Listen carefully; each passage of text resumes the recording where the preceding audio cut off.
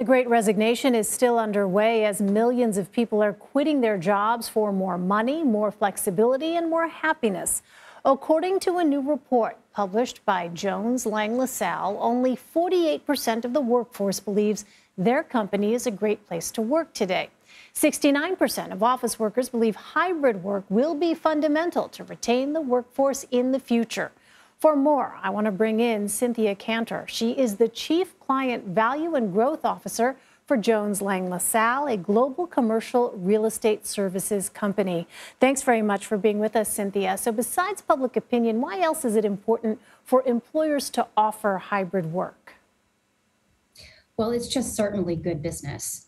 It's clear that the hybrid model is here to stay. We see it consistently through the surveys and our research. And like you said, 69% of employees want to work in a hybrid model. And it's also interesting that that's starting to level out as we continue to conduct the research. And the bookends are also starting to level out. So there's still a solid 20 to 25% of employees who prefer to go into the office all 5 days of the week. While on the other end of the spectrum, 10 to 15% of employees prefer to work fully remote. So it's that large group in the middle that are really seeking a diverse and variable hybrid arrangement. Well, how can companies better facilitate hybrid work?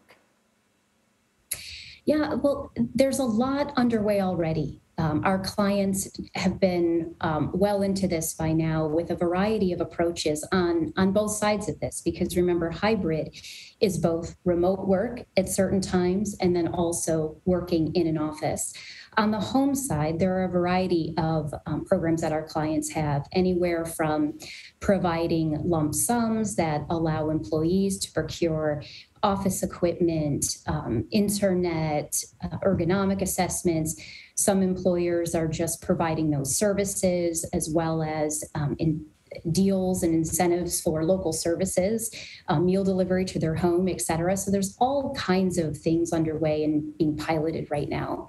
On the office front, though, the other end of the spectrum of hybrid, there's also a lot underway, creating spaces and environments that are enabling the purpose of the office. There's a huge role for the office to play in a hybrid model.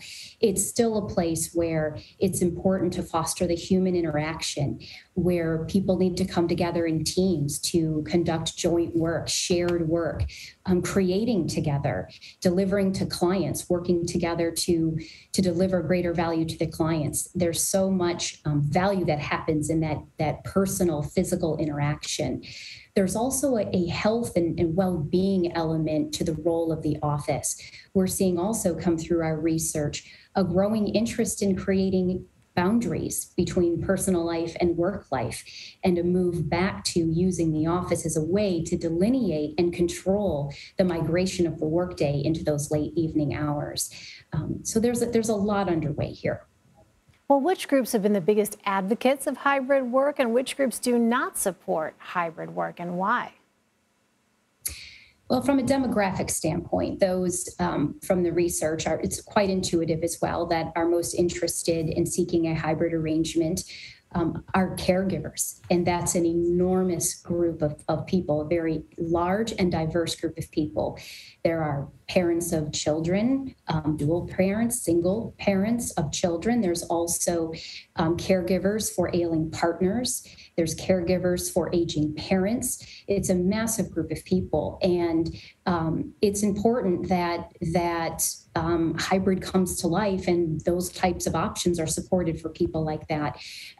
Also, the Gen Z, Gen Y, very interested in a hybrid approach as well, and managers as well. To have that flexibility to have a variability in how they operate and deliver their results.